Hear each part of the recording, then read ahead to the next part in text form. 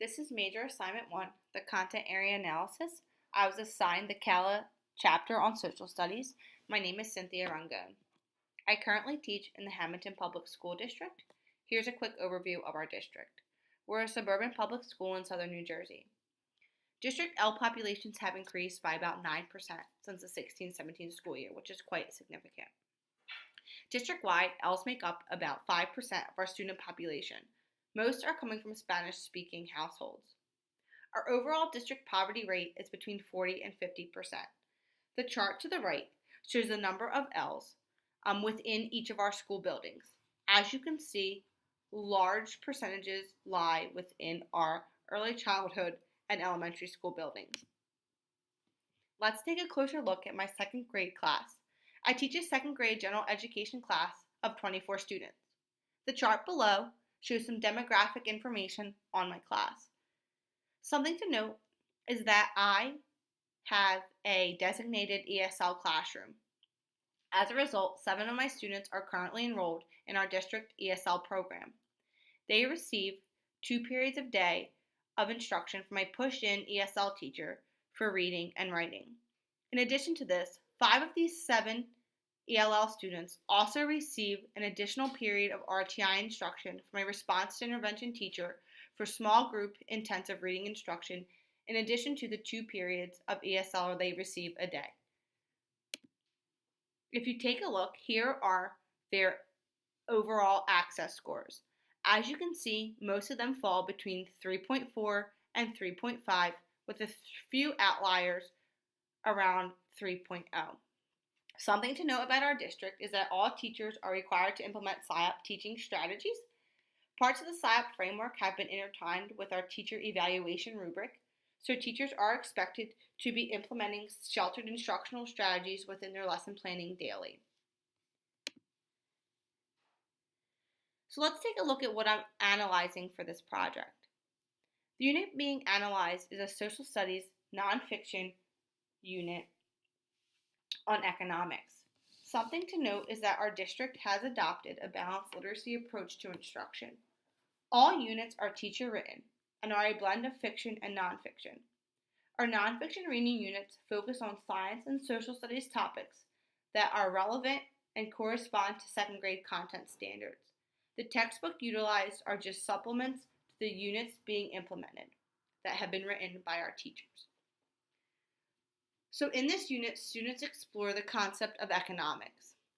Some of the objectives are listed here. Students are to identify basic needs and wants. They are also to identify and analyze the roles of producers and consumers. In addition to that, they are to describe various types of jobs and analyze their roles within our society, identify how income is obtained and budgeted, and create a simple budget to outline how to save and spend money in a summative budgeting project. Here are the New Jersey Student Learning Standards for Social Studies that are aligned with this unit, as well as the 21st Century Life and Careers Standards that can also be directly linked to this unit. I have also selected 3 WIDA standards. One on social and instructional language, where students will identify key vocabulary based on descriptive oral cues with a partner. For social studies, students will sort information about economics from illustrated text using graphic organizers in small groups. I was also able to link a math standard because of the budgeting project within this unit. Students will act out a real-life mathematics scenario that involves money with a partner. Here are the texts utilized throughout the unit. A large focus is on our social studies textbook. In addition, I also highlight 2 nonfiction text selections that are also used throughout the unit. The vocabulary or academic vocabulary for this unit that I identified through these textbooks are needs, wants, producer, consumer, income, goods, service, budget, and expenses. Some built-in supports to grasp and understand this vocabulary are found within these texts. To begin, the textbook provides a vocabulary preview page that provides definitions and pictures to explain key vocabulary. In addition to this, all 3 textbooks include a wide variety of nonfiction text features that introduces and reviews academic vocabulary and assists students in developing an understanding of the key terms found within the text. As I looked through the social studies textbook, I noticed that conditional sentences are used frequently in this chapter of the book. An example I noted is stated as follows. It says, if you are the farmer who grows the apple, you're a producer. If you're the person who buys the apple and eats it, you're a consumer. There are many if-then statements or conditional sentences like this within the text. So that is a form of language that students are going to have to be ready to encounter in order to comprehend the content. In addition, throughout all three of the texts, there are the use of pronouns such as it or they. And this is a common theme found throughout many social studies textbooks, is the use of pronouns. An example is listed here. It states when people work, it's called an income. Some people sell their skills or their time. They are paid for teaching in a school or working in a shop. So students are going to have a knowledge of the language of pronouns in order to understand the content on these pages. Some activities where students have to apply these language skills are when they participate in class discussions, view interactive videos, when they complete graphic organizers or T-charts. Students are also expected to complete content journal entries, as well as ask and answer text-dependent questions orally and in writing, and as well as stated earlier in that final, complete the final budgeting project.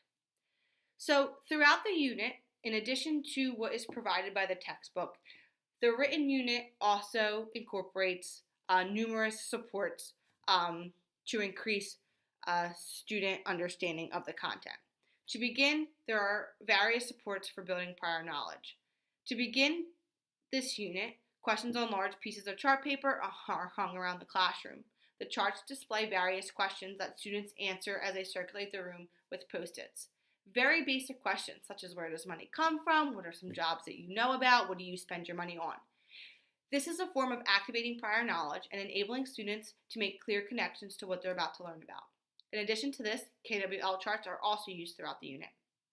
To begin the unit, academic vocabulary is explicitly taught through the use of PowerPoint slides that include vocabulary words, definitions, pictures, and example sentences that include the academic terms. While teaching this vocab with the PowerPoint, students complete a vocabulary graphic organizer where they list the term, write a definition for the term, and then draw a picture of something they can relate to the term. Students then use this graphic organizer throughout the unit during lessons to make the content more comprehensible as they participate in the various classroom lessons.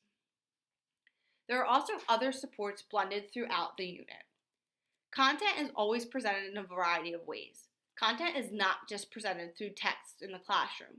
There are other nonfiction reading selections, leveled readers, videos, class discussions, and anchor charts.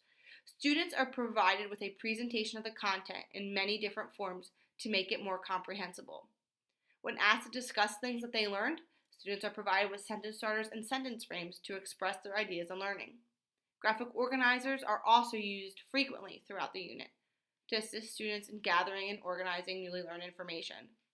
During the final budgeting project, where they have to budget $80,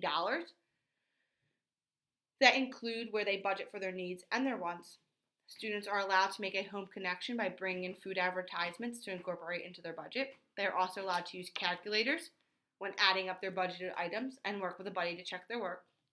And they are also provided with a graphic organizer to assist them through the whole process of completing this project.